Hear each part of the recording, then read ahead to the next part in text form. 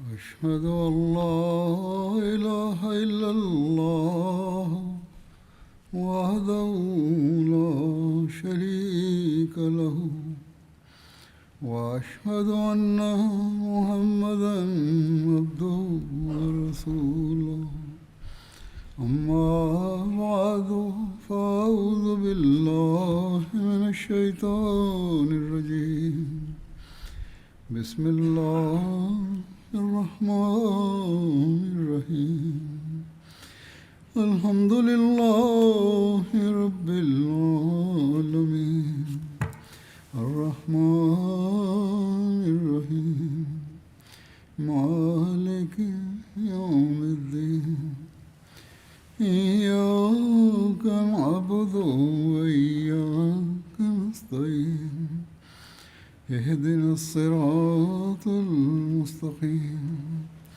صراط الذين أنعمت عليهم غير المغضوب عليهم ولا الضالين.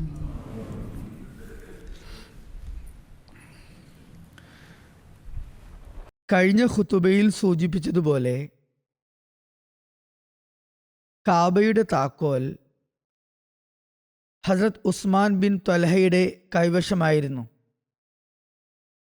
Mecca വിജയം നടന്നപ്പോൾ അന്ന് ഹസ്രത്ത് അലി റളിയല്ലാഹു അൻഹു സിക്കായയുടെ, അതായത് സംസം ജലം നൽകുന്നതിൻ്റെ ബഹുമതിയും അതുപോലെ താക്കോൽ സൂക്ഷിപ്പുകാരൻ്റെ ബഹുമതിയും ലഭിക്കാനായി അപേക്ഷിച്ചു. അതായത് താക്കോൽ കൂടി തനിക്ക് വേണമെന്ന് അഭ്യർത്ഥിച്ചു.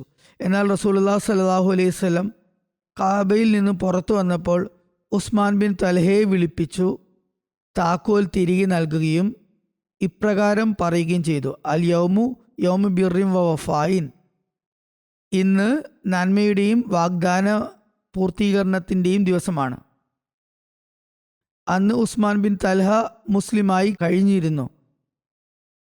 ഇങ്ങനെ എന്തിനാണ് തിരുനബി സല്ലല്ലാഹു അലൈഹി വസല്ലം പറഞ്ഞത്? ഇതിനു മുമ്പ് ഒരു സംഭവം നടന്നിട്ടുണ്ട്. ഇതിൻ്റെ വിശദീകരണം ഇപ്രകാരമാണ്. തിരുനബി സല്ലല്ലാഹു അലൈഹി വസല്ലം ഹിജ്റത്തിന് മുമ്പ് ഒരു തവണ ഉസ്മാൻ ബിൻ ത്വൽഹയോട് കാബയുടെ താക്കോൽ ആവശ്യപ്പെട്ടിരുന്നു. അപ്പോൾ അദ്ദേഹം നബി തിരുമേനി സല്ലല്ലാഹു അലൈഹി വസല്ലമയെ ഭർത്സിക്കുകയും വളരെ നീചമായ ഭാഷയിൽ സംസാരിക്കുകയും ചെയ്തിരുന്നു. നബി തിരുമേനി സല്ലല്ലാഹു അലൈഹി വസല്ലം അന്ന് അങ്ങേയറ്റം ക്ഷമയോടെ വർത്തിക്കുകയും ഇപ്രകാരം പറയുകയും ചെയ്തു: യാ ഉസ്മാൻ ലഅല്ലക സതറ ഹാദൽ മിഫ്താഹ യൗമൻ ബിയദി അദാഹു ഹൈസു ഷിത്. ഓ ഉസ്മാൻ, ഓർക്കുക, ഈ താക്കോൽ എന്നെങ്കിലും എൻ്റെ കയ്യിലെത്തും. അപ്പോൾ അത് ഞാൻ ഉദ്ദേശിക്കുന്നവർക്ക് നൽകുന്നതാണ്. അന്ന് ഉസ്മാൻ ഇപ്രകാരം മറുപടി നൽകി: ഒരു സമയം അങ്ങനെ വരികയാണെങ്കിൽ അത് ഖുറൈശികളുടെ നാശത്തിൻ്റെയും നിന്ദ്യതയുടെയും സമയമായിരിക്കും. അപ്പോൾ നബി തിരുമേനി സല്ലല്ലാഹു അലൈഹി വസല്ലം പറഞ്ഞു: അമറത്ത് വ ഉസ്സത്ത് യൗമൈസിൻ. അങ്ങനെയല്ല, മറിച്ച് അന്ന് ഖുറൈശികളുടെ സമൃദ്ധിയുടെയും ബഹുമാനാദരങ്ങളുടെയും സമയമായിരിക്കും. നബി തങ്ങൾക്ക് തന്നോട് ചെയ്ത എല്ലാ അതിക്രമങ്ങളും അന്ന് ഓർമ്മയുണ്ടായിരുന്നു. എന്നിരുന്നാലും ആ മഹാത്മാവ് അവരോട് കാരുണ്യവും ദയയും കാണിച്ചു. മറ്റൊരു നിവേദനത്തിൽ ഉസ്മാൻ ബിൻ ത്വൽഹ സ്വയം ഇപ്രകാരം പറയുന്നു: ജാഹിലിയ കാലഘട്ടത്തിൽ, അതായത് ഇസ്ലാമിന് മുമ്പുള്ള അജ്ഞാന കാലത്ത്, തിങ്കളാഴ്ചയും വ്യാഴാഴ്ചയും ഞങ്ങൾ കാബ തുറക്കാറുണ്ടായിരുന്നു. ഒരു ദിവസം നബി കരീം സല്ലല്ലാഹു അലൈഹി വസല്ലം അവിടെ ആഗതരായി. ഏതാനും ആളുകളോടൊപ്പം കാബയിലേക്ക് പ്രവേശിക്കാനായി ആഗ്രഹിച്ചു. അപ്പോൾ ഞാൻ നബി തങ്ങളോട് കഠിനമായി സംസാരിച്ചു. എന്നാൽ ആ മഹാത്മാവ് വളരെ സൗമ്യമായി എന്നോട് സംസാരിക്കുകയും ഇപ്രകാരം പറയുകയും ചെയ്തു: ഓസ്മാൻ, ഒരു ദിവസം ഈ താക്കോൽ നീ എൻ്റെ കയ്യിൽ കാണുമാറാകും. അന്ന് ഞാൻ ഉദ്ദേശിക്കുന്നവർക്ക് ഇത് നൽകുന്നതാണ്. ഈ പറയപ്പെട്ട ദിവസമായിരുന്നു അന്ന്. ഈ കാര്യങ്ങളെല്ലാം ഉസ്മാന് ഓർമ്മ കാണും. നബി തിരുമേനിയും ആ ദിവസം വിസ്മരിച്ചിട്ടുണ്ടായിരിക്കില്ല. എന്നിരുന്നാലും ആ മഹാത്മാവ് അദ്ദേഹത്തോട് പറഞ്ഞു: ഓ ഉസ്മാൻ, താങ്കൾ തന്നെ താക്കോൽ സൂക്ഷിച്ചു കൊള്ളുക. അങ്ങനെയൊക്കെ നടന്നിട്ടും ഇതാ താക്കോൽ ഞാൻ ഇന്നിത് താങ്കൾക്ക് തരുന്നുവെന്നും ഇന്ന് നന്മയുടെയും വാഗ്ദാന പൂർത്തീകരണത്തിൻ്റെയും ദിവസവുമാണെന്നാണ് ആ മഹാത്മാവ് അദ്ദേഹത്തോട് പറഞ്ഞത്. ഈ താക്കോൽ എന്നേക്കുമായി എടുത്തുകൊള്ളുക, താങ്കളിൽ നിന്നും ഒരു അതിക്രമി മാത്രമേ ഇത് പിടിച്ചെടുക്കുകയുള്ളൂ എന്നും പറയുകയുണ്ടായി. ഇത് താങ്കളുടെ കുടുംബത്തിൽ തന്നെ നിലനിൽക്കുമെന്നും പറഞ്ഞു. അങ്ങനെ ഇന്നുവരെ കാബയുടെ താക്കോൽ ആ കുടുംബത്തിൽ തലമുറകളായി കൈമാറി വരുന്നു. നിവേദനമുണ്ട്, മക്ക വിജയത്തിന്റെ 2-ാം ദിവസം ബനു ഹുസൈലിൽപ്പെട്ട ഒരു മുഷ്രിക്കിനെ, ബഹുദൈവ ആരാധകനെ കൊന്നു. അപ്പോൾ റസൂലുള്ളാഹി സ്വല്ലല്ലാഹു അലൈഹി വസല്ലം ളുഹർ നമസ്കാര ശേഷം ഖുതുബ നൽകാനായി എഴുന്നേറ്റു. ആ മഹാത്മാവ് തൻ്റെ പുറം കാബയോട് ചേർത്ത് വെച്ച് അവിടെ ചാരി നിൽക്കുകയായിരുന്നു. ഒരു നിവേദന പ്രകാരം ആ മഹാത്മാവ് തൻ്റെ ഒട്ടകപ്പുറത്ത് കയറുകയും അള്ളാഹുവിനെ സ്തുതിക്കുകയും പുകഴ്ത്തുകയും ചെയ്ത ശേഷം ഇപ്രകാരം പറഞ്ഞു: ഓ ജനങ്ങളെ, അള്ളാഹു തആല ആകാശങ്ങളെയും ഭൂമിയെയും സൃഷ്ടിച്ച ദിവസം, സൂര്യനെയും ചന്ദ്രനെയും പടച്ച ദിവസം, സഫ മർവ എന്നീ 2 പർവ്വതങ്ങളെ നാട്ടിയ ദിവസം മുതൽ മക്കയെ ഹറം അഥവാ പുണ്യ സ്ഥലം ആക്കിയിരിക്കുന്നു. ജനങ്ങളല്ല ഇതിനെ ഹറം ആക്കിയത്. ആ മഹാത്മാവ് പറഞ്ഞു, ഇതിനെ ജനങ്ങളല്ല പരിശുദ്ധ ഭൂമിയാക്കിയത്, മറിച്ച് അള്ളാഹു ആണ് ഇതിനെ പുണ്യഭൂമിയാക്കിയത്. ഇത് അന്ത്യനാൾ വരെ ഹറം തന്നെയാണ്. അതിനാൽ അള്ളാഹുവിലും അന്ത്യനാളിലും വിശ്വസിക്കുന്നവന് ഇവിടെ രക്തം ചിന്തുന്നതും ഇവിടെയുള്ള മരങ്ങൾ മുറിക്കുന്നതും അനുവദനീയമല്ല. ഇത് എനിക്ക് മുമ്പുള്ള ആർക്കും അനുവദനീയമായിരുന്നില്ല, എൻ്റെ ശേഷമുള്ള ആർക്കും അനുവദനീയമായിരിക്കുകയുമില്ല. എനിക്ക് ഇത് ഒരു നിശ്ചിത സമയത്തേക്ക് മാത്രമായിരുന്നു അനുവദനീയമായിരുന്നത്. പിന്നീട് ഇതിൻ്റെ ഹുർമത്ത്, പവിത്രത ഇന്നലെ ഉണ്ടായിരുന്നത് പോലെ തന്നെ തിരികെ വന്നിരിക്കുന്നു. നിങ്ങളിൽ ഇവിടെ ഹാജിറുള്ളവർ ഗായിബായവർക്ക്, ഹാജിരില്ലാത്തവർക്ക് ഈ സന്ദേശം എത്തിച്ചു കൊടുക്കുക. റസൂലുള്ളാഹി സ്വല്ലല്ലാഹു അലൈഹി വസല്ലം ഇവിടെ യുദ്ധം ചെയ്തു എന്ന് ആരെങ്കിലും പറഞ്ഞാൽ അവരോട് പറയുക, അല്ലാഹു തആല ഇത് തൻ്റെ റസൂലിന് അനുവദനീയമാക്കിയിരുന്നു, നിങ്ങൾക്കത് അനുവദനീയമാക്കിയിട്ടില്ല. ഓ ജനങ്ങളെ, അള്ളാഹുവിൻ്റെ കാര്യത്തിൽ ജനങ്ങളിൽ ഏറ്റവും ധാർഷ്ട്യം കാണിക്കുന്നവൻ ഹറമിൽ വച്ച് കൊലപാതകം നടത്തുകയോ അല്ലെങ്കിൽ തൻ്റെ കൊലപാതകിയല്ലാത്ത മറ്റൊരാളെ കൊല്ലുകയോ അല്ലെങ്കിൽ അജ്ഞാനകാലത്തെ രക്തത്തിന് പകരം വീട്ടാനായി കൊലപാതകം നടത്തുകയോ ചെയ്യുന്ന വ്യക്തിയാണ്. ഓ ബനു ഖുസാഅ, കൊലപാതകത്തിൽ നിന്ന് നിങ്ങളുടെ കൈകൾ പിൻവലിക്കുക. നിങ്ങൾ ഒരു വ്യക്തിയെ കൊന്നിരിക്കുന്നു, ഞാൻ അതിൻ്റെ ദിയത്ത്, നഷ്ടപരിഹാരം നൽകാം. ആ മഹാത്മാവ് പറഞ്ഞു, ഞാൻ ഇപ്പോൾ അതിൻ്റെ നഷ്ടപരിഹാരം നൽകാം. ഇതൊരു ഉടമ്പടിയാണ്. എൻ്റെ ജാമ്യത്തിന് ശേഷം ആരെങ്കിലും ഒരാളെ കൊന്നാൽ അവൻ്റെ ബന്ധുക്കൾക്ക് മുമ്പിൽ 2 ഓപ്ഷനുകളുണ്ട്, 2 കാര്യങ്ങളുണ്ട്. അവർക്ക് വേണമെങ്കിൽ ദിയത്ത് അഥവാ ബ്ലഡ് മണി വാങ്ങാം, അല്ലെങ്കിൽ ആ വ്യക്തിയെ വധിക്കാം. പിന്നീട് നബി തിരുമേനി സല്ലല്ലാഹു അലൈഹി വസല്ലം ബനു ഖുസാഅ കൊന്ന ആ വ്യക്തിയുടെ ദിയത്ത് 100 ഒട്ടകങ്ങളായി നൽകി. അവരുടെ ഭാഗത്തു നിന്നും താങ്കൾ ദിയത്ത് നൽകുകയുണ്ടായി. അതേ ദിവസങ്ങളിലാണ് ഫദാല ബിൻ ഉമേറിൻ്റെ നബി തിരുമേനി സല്ലല്ലാഹു അലൈഹി വസല്ലമയെ വധിക്കാനുള്ള ഗൂഢാലോചന വെളിപ്പെട്ടത്. അതിൻ്റെ വിശദാംശങ്ങളിൽ ഇപ്രകാരം രേഖപ്പെടുത്തിയിരിക്കുന്നു: മക്ക വിജയ ദിവസത്തിൽ ഉള്ളിൽ ദുഃഖം പേറി നിസ്സഹായരായിരുന്ന ധാരാളം ആളുകളുണ്ടായിരുന്നു. അതുകൊണ്ട് ഇക്രിമ തുടങ്ങിയ മക്കയിലെ ധീരരായ ചില യുവാക്കൾ ഔദ്യോഗികമായി ഒരു സൈന്യം രൂപീകരിച്ച് ഒരിടത്ത് നിന്ന് സായുധ പ്രതിരോധം നടത്തി. സമാനമായ ചിന്താഗതിക്കാരായ ഒരാളായിരുന്നു ഫദാല ബിൻ ഉമേർ. അദ്ദേഹം പറയുന്നു, നബി തിരുമേനി സല്ലല്ലാഹു അലൈഹി വസല്ലം കാബയെ തവാഫ് ചെയ്തുകൊണ്ടിരുന്നപ്പോൾ ഞാനും ആ ജനക്കൂട്ടത്തിൽ ചേർന്നു. ഞാൻ വിചാരിച്ചത് നബി തിരുമേനി സല്ലല്ലാഹു അലൈഹി വസല്ലമയുടെ അടുത്തെത്തുമ്പോൾ എൻ്റെ കഠാര കൊണ്ട് രഹസ്യമായി ആക്രമിച്ച് നബി തിരുമേനി സല്ലല്ലാഹു അലൈഹി വസല്ലമയെ നൗസുബില്ല വധിക്കാമെന്നായിരുന്നു. ഈ ഒരു ഉദ്ദേശത്തോടു കൂടി അദ്ദേഹം ആ മഹാത്മാവിനെ പിന്തുടരുകയുണ്ടായി. അദ്ദേഹം അടുത്തെത്തിയപ്പോൾ ആ മഹാത്മാവ് അദ്ദേഹത്തെ നോക്കിയിട്ട് ചോദിച്ചു, നീ ഫദാലയാണോ? അദ്ദേഹം പറഞ്ഞു, അതെ. അപ്പോൾ തിരുനബി സല്ലല്ലാഹു അലൈഹി വസല്ലം ചോദിച്ചു, മനസ്സിൽ എന്താണ് ചിന്തിക്കുന്നത്? അദ്ദേഹം പറഞ്ഞു, ഞാൻ അള്ളാഹുവിനെ സ്മരിക്കുകയാണ്. അദ്ദേഹം കള്ളം പറയുകയായിരുന്നു. അപ്പോൾ ആ മഹാത്മാവ് പുഞ്ചിരിച്ചുകൊണ്ട് പറഞ്ഞു, അള്ളാഹുവിനോട് ഇസ്തിഗ്ഫാർ ചെയ്യുക, പാപമോചനം തേടുക. ആ മഹാത്മാവ് പറഞ്ഞു, നീ പറഞ്ഞതല്ല ചെയ്യുന്നത്. നബി തിരുമേനി സല്ലല്ലാഹു അലൈഹി വസല്ലം അദ്ദേഹത്തിൻ്റെ അടുത്തേക്ക് വന്ന് അദ്ദേഹത്തിൻ്റെ നെഞ്ചത്ത് കൈവച്ചു. ഫദാല പറയുന്നു, അള്ളാഹു ആണ് നബി തിരുമേനി സല്ലല്ലാഹു അലൈഹി വസല്ലം എൻ്റെ നെഞ്ചിൽ നിന്ന് കൈ മാറ്റുന്നതിന് മുമ്പ് തന്നെ ലോകത്ത് എനിക്ക് ഏറ്റവും പ്രിയങ്കരം മുഹമ്മദ് സല്ലല്ലാഹു അലൈഹി വസല്ലമായി മാറിയിരുന്നു. അങ്ങനെ അദ്ദേഹം തൻ്റെ വീട്ടിലേക്ക് തിരികെ പോയി. ദുരുദ്ദേശത്തോടെയായിരുന്നു അദ്ദേഹം പോയതെങ്കിലും അതിനുശേഷം അദ്ദേഹത്തിൽ വിപ്ലവാത്മകമായ മാറ്റമുണ്ടായി. അതേ ദിവസങ്ങളിലാണ് ഹദ്രത്ത് അബൂബക്കർ റളിയല്ലാഹുവിൻ്റെ പിതാവിൻ്റെ ഇസ്ലാം മത പരിവർത്തനത്തെക്കുറിച്ചും പരാമർശമുള്ളത്. ഹദ്രത്ത് അബൂബക്കർ റളിയല്ലാഹുവിൻ്റെ പിതാവ് മക്ക വിജയം വരെയും വിശ്വാസം കൈക്കൊണ്ടിരുന്നില്ല. അന്ന് അദ്ദേഹത്തിന് കാഴ്ച നഷ്ടപ്പെട്ടിരുന്നു. മക്ക വിജയ സമയത്ത് റസൂൽ കരീം സല്ലല്ലാഹു അലൈഹി വസല്ലം ഹറമിൽ പ്രവേശിച്ചപ്പോൾ ഹദ്രത്ത് അബൂബക്കർ റളിയല്ലാഹു തൻ്റെ പിതാവിനെയും കൂട്ടി റസൂൽ കരീം സല്ലല്ലാഹു അലൈഹി വസല്ലമയുടെ സന്നിധിയിൽ ഹാജരായി. നബി കരീം സല്ലല്ലാഹു അലൈഹി വസല്ലം അദ്ദേഹത്തെ കണ്ടപ്പോൾ ഇപ്രകാരം ആരാഞ്ഞു: ഓ അബൂബക്കർ, ഈ പ്രായം ചെന്ന വ്യക്തിയെ നിങ്ങൾക്ക് വീട്ടിൽ തന്നെ നിർത്താമായിരുന്നില്ലേ? ഇത്രയും പ്രായം ചെന്ന ഒരാളെ എൻ്റെ അടുത്തേക്ക് കൊണ്ടുവരേണ്ടിയില്ലായിരുന്നു. ഞാൻ തന്നെ അദ്ദേഹത്തിൻ്റെ അടുത്തേക്ക് വരുമായിരുന്നു.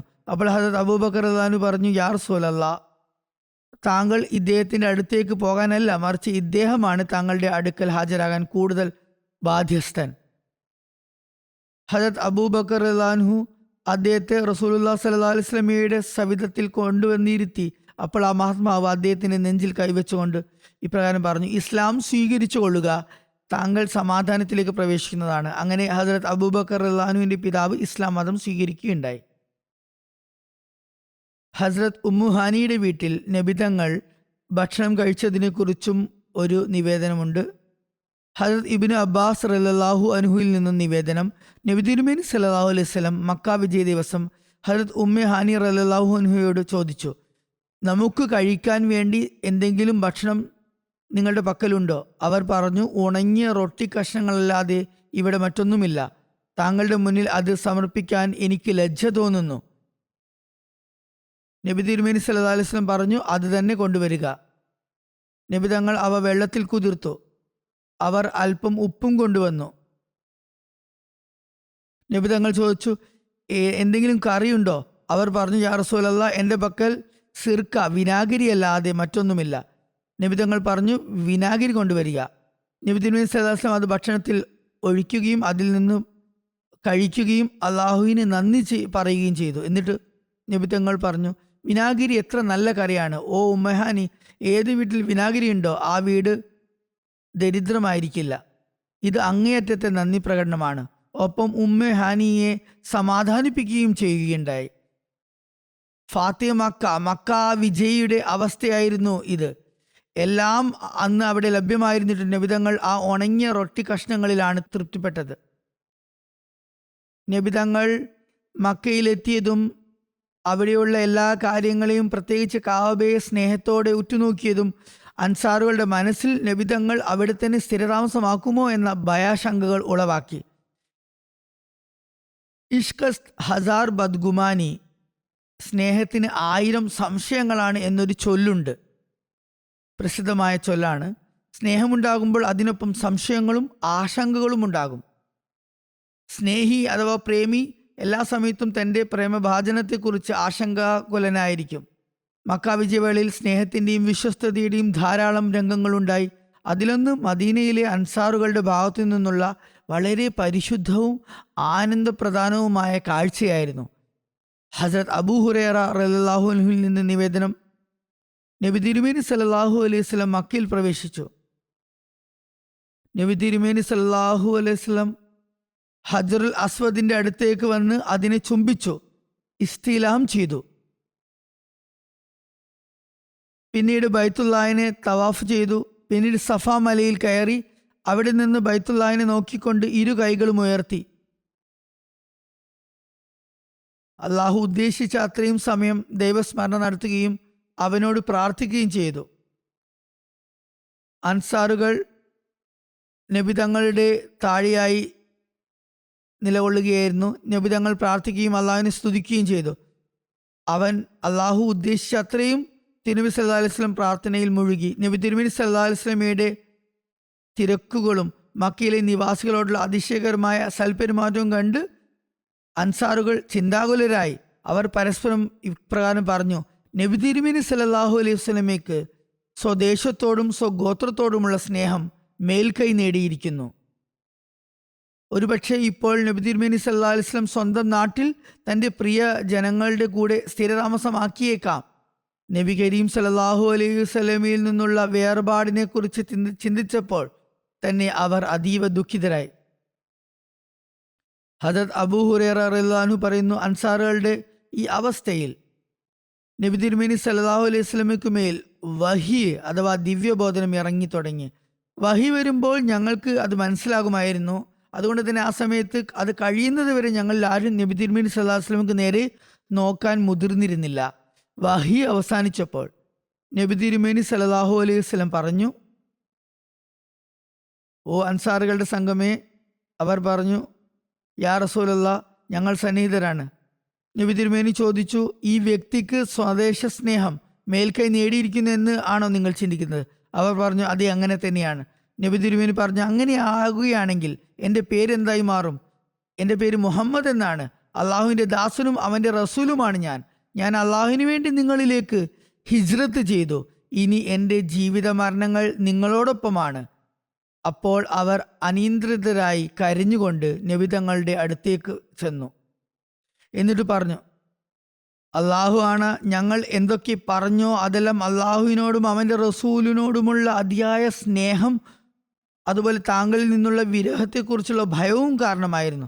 റസൂലുള്ളാഹി സ്വല്ലല്ലാഹു അലൈഹി വസല്ലം പറഞ്ഞു, തീർച്ചയായും അള്ളാഹുവും അവൻ്റെ റസൂലും നിങ്ങളുടെ ഈ വാക്ക് സാക്ഷ്യപ്പെടുത്തുന്നു, നിങ്ങളുടെ ഒഴികഴിവ് സ്വീകരിക്കുകയും ചെയ്യുന്നു.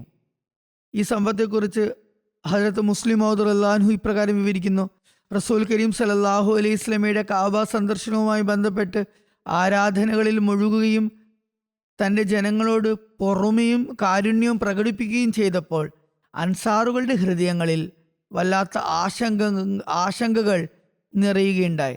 അവർ പരസ്പരം ആംഗ്യങ്ങളിലൂടെ പറഞ്ഞു, ഒരുപക്ഷെ ഇന്ന് നാം അള്ളാഹുവിൻ്റെ ദൂതനെ നമ്മിൽ നിന്ന് വേർപെടുത്തുകയായിരിക്കും ചെയ്യുക. കാരണം അള്ളാഹു ആ മഹാത്മാവിൻ്റെ കൈകളാൽ സ്വദേശം വിജയിപ്പിച്ചിരിക്കുന്നു. സ്വന്തം ഗോത്രക്കാരും ആ മഹാത്മാവിൽ ഈമാൻ കൈക്കൊണ്ടിരിക്കുന്നു. ഈ സമയത്ത് അള്ളാഹു വഹി മുഖേന മുഹമ്മദ് റസൂലുള്ളാഹി സ്വല്ലല്ലാഹു അലൈഹി വസല്ലമയ്ക്ക് അൻസാറുകളുടെ ഈ ആവലാദികളെയും പരിഭവങ്ങളെയും കുറിച്ച് വിവരം നൽകി. നബി തങ്ങൾ തലയുയർത്തി അൻസാറുകളെ നോക്കി പറഞ്ഞു, അൻസാറുകളെ, മുഹമ്മദ് റസൂലുള്ളാഹി സ്വല്ലല്ലാഹു അലൈഹി വസല്ലമയെ തൻ്റെ നഗരത്തോടുള്ള സ്നേഹം അലട്ടുന്നുണ്ടാകുമെന്നും തൻ്റെ ഗോത്രത്തോടുള്ള സ്നേഹം തൻ്റെ ഹൃദയത്തിൽ കുളിര് കോരിയിടുന്നുണ്ടാകുമെന്നും നിങ്ങൾ കരുതുന്നുണ്ടോ? അൻസാർ പറഞ്ഞു, യാ റസൂലല്ലാഹ്, അതെ, ഞങ്ങളുടെ മനസ്സിൽ അങ്ങനെ ഒരു ചിന്ത കടന്നു വന്നിരിക്കുന്നു. നബി തങ്ങൾ ചോദിച്ചു, എൻ്റെ പേരെന്താണെന്ന് നിങ്ങൾക്കറിയാമോ? അതായത് ഞാൻ അള്ളാഹുവിൻ്റെ ദാസനും അവൻ്റെ റസൂലും എന്നാണ് വിളിക്കപ്പെടുന്നത്. പിന്നെ എങ്ങനെയാണ് ഇസ്ലാം ദുർബലമായിരുന്ന സമയത്ത് തങ്ങളുടെ ജീവൻ ത്യജിച്ച നിങ്ങളെ വിട്ട് മറ്റൊരിടത്തേക്ക് പോകാൻ എനിക്ക് സാധ്യമാകുക? തുടർന്ന് പറഞ്ഞു, ഓ അൻസാറുകളെ, അതൊരിക്കലും സംഭവിക്കില്ല. ഞാൻ അള്ളാഹുവിൻ്റെ ദാസനും അവൻ്റെ റസൂലുമാണ്. അള്ളാഹുവിന് വേണ്ടി ഞാൻ എൻ്റെ നാടിനെ വിട്ടുപോന്നു. അതിനുശേഷം എനിക്കിനി എൻ്റെ നാട്ടിലേക്ക് തിരിച്ചു പോകാൻ കഴിയില്ല. എൻ്റെ ജീവിതം നിങ്ങളുടെ ജീവിതമായും എൻ്റെ മരണം നിങ്ങളുടെ മരണവുമായും ബന്ധപ്പെട്ടിരിക്കുന്നു. മദീനയിലെ ജനങ്ങൾ ഈ വാക്കുകൾ ശ്രവിച്ച് നബി തങ്ങളുടെ സ്നേഹവും വിശ്വസ്തതയും കണ്ട് കരഞ്ഞ് വിലപിച്ചുകൊണ്ട് മുന്നോട്ട് വന്നു. എന്നിട്ട് പറഞ്ഞു, യാ റസൂലല്ലാഹ്, അള്ളാഹു ആണ്, ഞങ്ങൾ അള്ളാഹുവിനോടും അവൻ്റെ റസൂലിനോടും തെറ്റിദ്ധാരണ വെച്ച് പുലർത്തിയിരിക്കുന്നു. വാസ്തവത്തിൽ അള്ളാഹുവിൻ്റെ റസൂൽ ഞങ്ങളെയും ഞങ്ങളുടെ നഗരത്തെയും വിട്ട് മറ്റെവിടെയെങ്കിലും പോകുന്നത് ഞങ്ങളുടെ ഹൃദയങ്ങൾക്ക് താങ്ങാനാവാത്തതാണ്. നബി തങ്ങൾ പറഞ്ഞു, അള്ളാഹുവും അവൻ്റെ റസൂലും നിങ്ങളെ കുറ്റവിമുക്തരായി കണക്കാക്കിയിരിക്കുന്നു, നിങ്ങളുടെ ആത്മാർത്ഥതയെ സത്യപ്പെടുത്തുകയും ചെയ്യുന്നു. മുഹമ്മദ് റസൂലുള്ളാഹി സ്വല്ലല്ലാഹു അലൈഹി വസല്ലമയും മദീനയിലെ ജനങ്ങളും തമ്മിൽ ഈ സ്നേഹ സംഭാഷണങ്ങൾ നടക്കുമ്പോൾ മക്കയിലെ ജനങ്ങളുടെ കണ്ണുകളിൽ നിന്ന് കണ്ണുനീർ വന്നിട്ടില്ലെങ്കിൽ പോലും അവരുടെ ഹൃദയങ്ങൾ തീർച്ചയായും കണ്ണുനീർ ഒഴുക്കിയിട്ടുണ്ടാകും എന്നതിന് സംശയമില്ല. കാരണം ഈ ലോകത്ത് ഇതിലും വിലയേറിയ ഒരു വസ്തുവും സൃഷ്ടിക്കപ്പെട്ടിട്ടില്ലാത്ത ആ അമൂല്യ രത്നത്തെ അള്ളാഹു അവർക്ക് മക്കക്കാർക്ക് ആദ്യം നൽകി. എന്നാൽ അവർ ആ മഹാത്മാവിനെ തങ്ങളുടെ വീടുകളിൽ നിന്നും വലിച്ചെറിഞ്ഞു, ബഹിഷ്കരിച്ചു. ഇപ്പോൾ ആ മഹാത്മാവ് അള്ളാഹുവിൻ്റെ അനുഗ്രഹവും സഹായവുമായി മക്കയിലേക്ക് തിരിച്ചെത്തിയിരിക്കുന്നു. എന്നാൽ ആ മഹാത്മാവ് തൻ്റെ വാഗ്ദാനം പൂർത്തീകരിക്കുന്നതിൻ്റെ പേരിൽ തൻ്റെ സ്വന്തം ഇഷ്ടപ്രകാരം മക്ക വിട്ട് മദീനയിലേക്ക് തിരിച്ചു പോകുകയാണ്. ഹദരത്ത് ഇബ്നു അബ്ബാസ് റളിയല്ലാഹു അൻഹുവിൽ നിന്നും നിവേദനം, അബൂ സുഫിയാൻ നബി തങ്ങളെ കണ്ടു.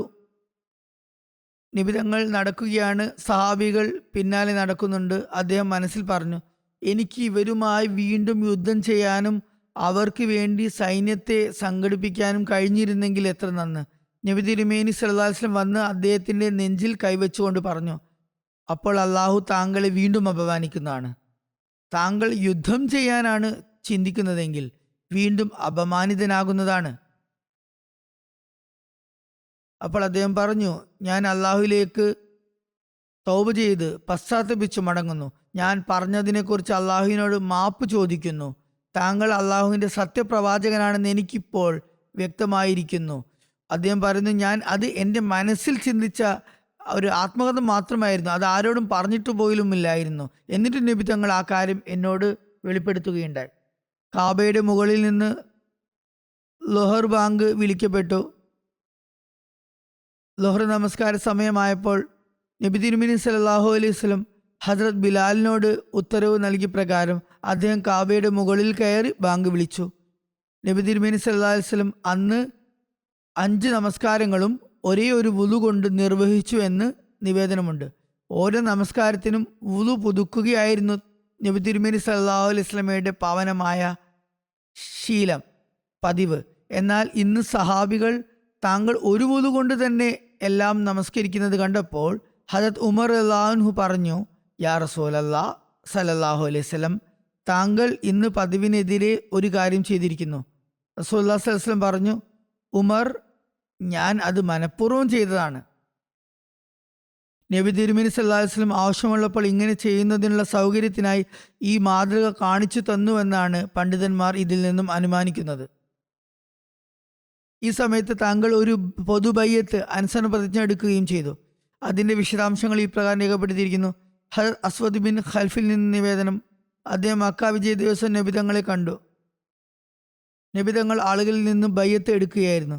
നബിതങ്ങൾ മക്കയുടെ താഴ്ഭാഗത്തുള്ള ഒരു പാറയായ കർണെ മിസ്ഫലിയുടെ അടുത്തിരുന്നു. അവിടെ വെച്ച് ഇസ്ലാമിന്മേൽ ആളുകളിൽ നിന്ന് ബയ്യത്ത് ചെയ്തു. ചെറുപ്പക്കാരും മുതിർന്നവരും പുരുഷന്മാരും സ്ത്രീകളും നബിതങ്ങളുടെ അടുത്ത് വന്നു. നബി തങ്ങൾ അവരിൽ നിന്നും അള്ളാഹുയിലുള്ള വിശ്വാസത്തിൻ്റെയും അള്ളാഹു അല്ലാതെ മറ്റൊരു ആരാധ്യനുമില്ലെന്നും മുഹമ്മദ് സല്ലല്ലാഹു അലൈഹി വസല്ലം എൻ്റെ റസൂലുമാണെന്നുമുള്ള സാക്ഷ്യത്തിൻ്റെയും ഷഹാദത്തിൻ്റെയും മേൽ ബയ്യത്ത് ചെയ്തു. ഇബ്നു ജരീർ തബരിയിൽ ഇപ്രകാരം പറയുന്നു, ഇസ്ലാമിന്മേൽ നബിതങ്ങളോട് ബയ്യത്ത് ചെയ്യാൻ മക്കയിൽ ആളുകളൊക്കെ ഒരുമിച്ച് കൂടി. നബിതങ്ങൾ സഫാ കുന്നിൽ പോയിരുന്നു. ഹദരത്ത് ഉമർ റളിയല്ലാഹു അൻഹു താഴെയായിരുന്നു. അള്ളാഹുവിൻ്റെയും അവൻ്റെ റസൂലിൻ്റെയും വാക്കുകൾ കഴിവനുസരിച്ച് കേൾക്കുകയും അനുസരിക്കുകയും ചെയ്യുമെന്ന് ആളുകളിൽ നിന്ന് താങ്കൾ ബയ്യത്ത് എടുക്കുകയുണ്ടായി. തിരുനബി സല്ലല്ലാഹു അലൈഹി വസല്ലം ബയ്യത്ത് എടുക്കുകയുണ്ടായി. പുരുഷന്മാരിൽ നിന്നുള്ള ബയ്യത്ത് കഴിഞ്ഞപ്പോൾ നബി തിരുമേനി സല്ലല്ലാഹു അലൈഹി വസല്ലം സ്ത്രീകളിൽ നിന്ന് ബയ്യത്ത് എടുത്തു. ഈ സ്ത്രീകളിൽ അബൂ സുഫിയാന്റെ ഭാര്യ ഹിന്ദ് ഉണ്ടായിരുന്നു. അവർ മുഖം മറച്ചിരുന്നു. ഹദരത്ത് ഹംസയോട് അവർ ചെയ്തതിനെക്കുറിച്ച് നബി തിരുമേനി സല്ലല്ലാഹു അലൈഹി വസല്ലം തിരക്കുമോ എന്ന് അവർ ഭയപ്പെട്ടിരുന്നു. അത് കാരണം തനിക്ക് ശിക്ഷ ലഭിക്കുമോ എന്നും അവർക്ക് ആശങ്കയുണ്ടായിരുന്നു. ആ സ്ത്രീകൾ നബി തിരുമേനി സല്ലല്ലാഹു അലൈഹി വസല്ലമയുടെ അടുത്ത് ഹാജരായപ്പോൾ നബി തങ്ങൾ പറഞ്ഞു, അള്ളാഹുവിനോടൊപ്പം നിങ്ങൾ ആരെയും പങ്കുചേർക്കില്ലെന്നും നിങ്ങൾ മോഷ്ടിക്കില്ലെന്നും ഇതിന്മേൽ എന്നോട് ബയ്യത്ത് ചെയ്യുക എന്ന കാര്യത്തിൽ ബയ്യത്ത് ചെയ്യുക. ഹിന്ദ് റളിയല്ലാഹു അൻഹ പറഞ്ഞു, അള്ളാഹു ആണ്, ചിലപ്പോൾ ഞാൻ അബൂ സുഫിയാന്റെ ധനത്തിൽ നിന്നും എന്തെങ്കിലും എടുക്കാറുണ്ട്. ഇത് എനിക്ക് ഹലാലാണോ ഹറാമാണോ എന്ന് എനിക്കറിയില്ല. അബൂ സുഫിയാൻ അവിടെ അത് കേട്ടുകൊണ്ടിരിക്കുകയായിരുന്നു. അദ്ദേഹം പറഞ്ഞു, നീ മുമ്പ് എടുത്ത ധനമൊക്കെ നിനക്ക് ഹലാലാണ്, അള്ളാഹു നിനക്ക് പുറത്തു തരട്ടെ. നബി തിരുമേനി സല്ലല്ലാഹു അലൈഹി വസല്ലം ഹിന്ദിനെ തിരിച്ചറിഞ്ഞുകൊണ്ട് പറഞ്ഞു, നീ ഹിന്ദ് ബിന്ത് ഉത്ബയാണ്? അവർ പറഞ്ഞു, അതെ, പക്ഷേ മുമ്പ് സംഭവിച്ചതൊക്കെ പുറത്തു വന്നാലും, അതായത് ഇസ്ലാമിനും നബി തങ്ങളുടെ അനുഗ്രഹീത വ്യക്തിത്വത്തിനും എതിരായി ഞാൻ ചെയ്തതെല്ലാം പുറത്തു തരണമെന്ന് ആവശ്യപ്പെട്ടു. തുടർന്ന് നബി തങ്ങൾ പറഞ്ഞു, നിങ്ങൾ വ്യഭിചരിക്കാൻ പാടില്ല. ഹിന്ദ് റളിയല്ലാഹു അൻഹ ചോദിച്ചു, ഒരു സ്വതന്ത്ര സ്ത്രീ വ്യഭിചരിക്കുമെന്നോ? നബി തങ്ങൾ തുടർന്ന് പറഞ്ഞു, നിങ്ങൾ നിങ്ങളുടെ മക്കളെ കൊല്ലരുത്. ഹിന്ദ് പറഞ്ഞു, ഞങ്ങൾ അവരെ ചെറുപ്പത്തിൽ വളർത്തി, പക്ഷെ അവർ വലുതായപ്പോൾ താങ്കൾ അവരെ ബദർ യുദ്ധത്തിൽ കൊന്നു. താങ്കൾക്കും ആ കാര്യം അറിയാം, അവർക്കും അറിയാം. ഇത് കേട്ട് റസൂലുള്ളാഹി സ്വല്ലല്ലാഹു അലൈഹി വസല്ലമും ഹദരത്ത് ഉമർ റളിയല്ലാഹു അൻഹുവും പുഞ്ചിരി തൂകി. പിന്നീട് നബി തിരുമേനി സല്ലല്ലാഹു അലൈഹി വസല്ലം പറഞ്ഞു, നിങ്ങൾ സ്വന്തം മുന്നിൽ കെട്ടിച്ചമച്ചുണ്ടാക്കിയ ഒരു അപവാദം ഉന്നയിക്കുന്നതല്ല, സ്വയംകൃതമായ അപവാദം ഉന്നയിക്കുന്നതല്ല. ഹിന്ദ് പറഞ്ഞു, അപവാദം പറയൽ വളരെ മോശമായ ഒരു പ്രവൃത്തിയാണ്. ചില പാപങ്ങൾ അതിലും ഏറെ മോശമാണ്. പിന്നീട് നബി തിരുമേനി സ്വല്ലല്ലാഹു അലൈഹി വസല്ലം പറഞ്ഞു, നിങ്ങൾ അമ്ർ മൗറൂഫ് സൽക്കാര്യങ്ങളിൽ എന്നോട് അനുസരണക്കേട് കാണിക്കരുത്. ഒരു നിവേദനത്തിൽ ഇപ്രകാരമുണ്ട്, ഹിന്ദു ബിൻ ഊത്തുബക്ക് താൻ വഴികേടിലായിരുന്നു എന്ന് മനസ്സിലായി. അപ്പോൾ അവർ തൻ്റെ ഭർത്താവ് അബൂ സുഫിയാനോട് പറഞ്ഞു, എനിക്ക് മുഹമ്മദ് സല്ലല്ലാഹു അലൈഹി വസല്ലമയ്ക്ക് ബൈഅത്ത് ചെയ്യാൻ ആഗ്രഹമുണ്ട്. അബൂ സുഫിയാൻ അത്ഭുതപ്പെട്ടുകൊണ്ട് ചോദിച്ചു, ഇതുവരെ നീ നിഷേധിച്ചു കൊണ്ട് ഇരിക്കുകയായിരുന്നല്ലോ, പെട്ടെന്ന് ഇത്ര വലിയ മാറ്റം എങ്ങനെ സംഭവിച്ചു? അവർ പറഞ്ഞു, അള്ളാഹു ആണ് മക്ക വിജയ ദിവസം മുഹമ്മദ് സല്ലല്ലാഹു അലൈഹി വസല്ലമിനോടൊപ്പം മുസ്ലിങ്ങൾ ആരാധന നടത്തുന്നത് ഞാൻ കാണുകയുണ്ടായി. മുഹമ്മദ് സല്ലല്ലാഹു അലൈഹി വസല്ലമയുടെ അനുയായികൾ രാത്രി മുഴുവൻ കാബയിൽ ആരാധന നടത്തുകയായിരുന്നു. ചിലർ നിന്നിരുന്നു, ചിലർ റുക്കുവിലും ചിലർ സുജൂദിലുമായിരുന്നു. ഇതുപോലെ ആരാധന ചെയ്യുന്നത് ഞാൻ ഇന്നുവരെ കണ്ടിട്ടില്ല.